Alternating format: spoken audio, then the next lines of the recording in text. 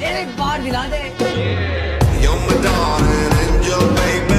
White color, you drives me crazy. Shiny eyes, glittery, glittery. You're the light that makes me go hazy. Hello दोस्तों, नमस्कार। कैसे हैं आप सभी लोग? दोस्तों, आशा करता हूँ आप लोग बहुत अच्छे होंगे। आज आपके लिए एक महत्वपूर्ण जानकारी लेके आया हूँ, तो दोस्तों बने रहिए मेरे साथ वीडियो में। और इसी के साथ आपको एक चीज़ की जो खुशखबरी है वो आपको देना चाहता हूँ, क्योंकि मेरे चैनल पे आप लोग जो वीडियोस देखते हैं और मुझे वॉच करते हैं, उन सभी का मैं बहुत बहुत धन्यवाद करना चाहूँगा, क्योंकि आज मेरे पूरे 100 सब्सक्राइबर जो पूरे हो गए हैं। और आप लोगों से गुजारिश रहेगी, आपका जो सहयोग है अगर वो रहा तो आगे भी आप लोग मुझे ग्रोथ करने में सहायता करोगे। ठीक है दोस्तों, तो बढ़ते हैं वीडियो में आगे। वीडियो में आगे बढ़ने से पहले बताएंगे कि आज हम जिसे फूलों की घाटी के नाम से जाना जाता है, चमोली के इतिहास को हम आज बताएंगे आप लोगों के लिए। और जो पटवारी लेखपाल का जो पटवारी लेखपाल है, पुलिस का है, इसमें भी ये महत्वपूर्ण रहने वाला है, क्योंकि ये आप लोगों के सिलेबस में भी है। तो आगे बढ़ते हैं वीडियो में। ठीक है दोस्तों, तो बात करते हैं चमोली ज़िले के इतिहास की। तो चमोली ज़िले के इतिहास में जो बताना चाहूँगा आपको कि चमोली ज़िला, जिसे चमोली गढ़वाल का ज़िला, जिसे किलों की भूमि कहा जाता है, आज के गढ़वाल को अतीत में केदारखंड के नाम से जाना जाता था। पुराणों में केदारखंड को भगवान का निवास कहा जाता था। यह तथ्य से लगता है कि वेद, पुराण, रामायण और महाभारत ये हिंदू शास्त्र केदारखंड में लिखे गए हैं। यह माना जाता है कि भगवान गणेश ने व्यास गुफा में वेदों की पहली लिपि लिखी, जो कि बद्रीनाथ से केवल 4 किलोमीटर दूर अंतिम गांव माणा में स्थित है। ऋग्वेद के अनुसार 1017 से 19 तक जल प्लावन अर्थात जल प्रलय के बाद सप्त ऋषियों ने एक ही गांव माणा में अपनी जान बचाई। इसके अलावा वैदिक साहित्य की जड़ें गढ़वाल से उत्पन्न होती है, क्योंकि गढ़वाली भाषा में संस्कृत के बहुत सारे शब्द हैं। वैदिक ऋषियों की कर्मस्थली गढ़वाल के प्रमुख तीर्थ स्थान हैं, जो विशेष रूप से चमोली में स्थित है। जैसे अनसुईया में अत्र मुनि आश्रम चमोली शहर से लगभग 25 किलोमीटर दूर है। बद्रीनाथ के पास गांधी मदन पर्वत कश्यप ऋषि का कर्मस्थली है। आदि पुराण के अनुसार बद्रीनाथ के पास व्यास गुफा में वेद व्यास द्वारा महाभारत की कहानी लिखी गई थी। पांडुकेश्वर एक छोटा गांव है जो ऋषिकेश बद्रीनाथ राष्ट्रीय राजमार्ग में स्थित है, जहां से बद्रीनाथ 25 किलोमीटर दूर है। इसे राजा पांडु की तपस्थली कहा जाता है। केदारखंड पुराण में इस देश को भगवान शिव की भूमि माना जाता है।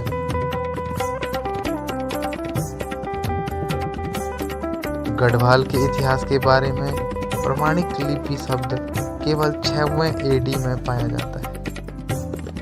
इसके सबसे पुराने उदाहरण में है गोपेश्वर में त्रिशूल, पांडुकेश्वर में ललितपुर, राजा कनकपाल द्वारा सिरोली में नरवमान रॉक स्क्रिप्ट और चांदपुर गढ़ी में रॉक लिपि द्वारा गढ़वाल के इतिहास और संस्कृति को प्रमाणित करती है। कुछ इतिहासकार और वैज्ञानिक मानते हैं कि यह भूमि आर्यवंश की उत्पत्ति है। ऐसा माना जाता है कि 300 BC खासा ने कश्मीर, नेपाल और कुमन के माध्यम से गढ़वाल पर हमला किया।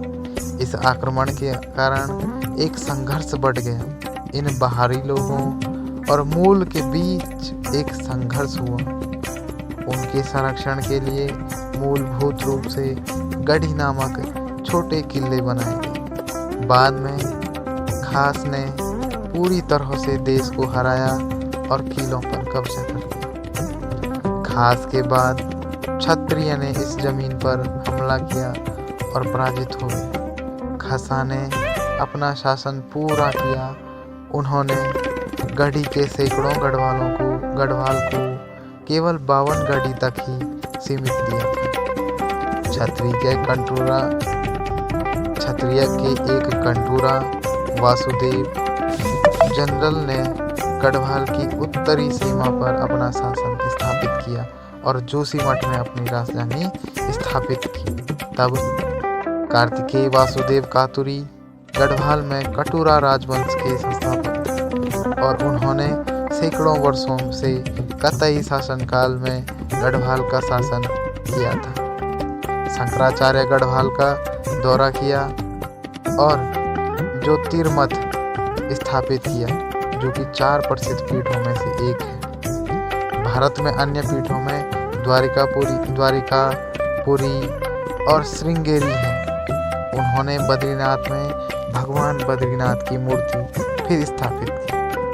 इससे पहले बद्रीनाथ की मूर्ति बुद्धों के भाई से नारद कुंड में छिपी हुई थी। वैदिक पंथ की इस नैतिकता के बाद बद्रीनाथ तीर्थयात्री के लिए शुरू हुआ।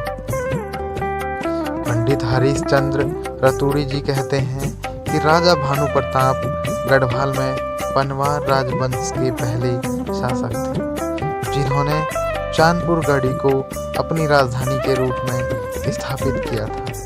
गढ़वाल के 52 गढ़ों के लिए यह सबसे मजबूत गढ़ था।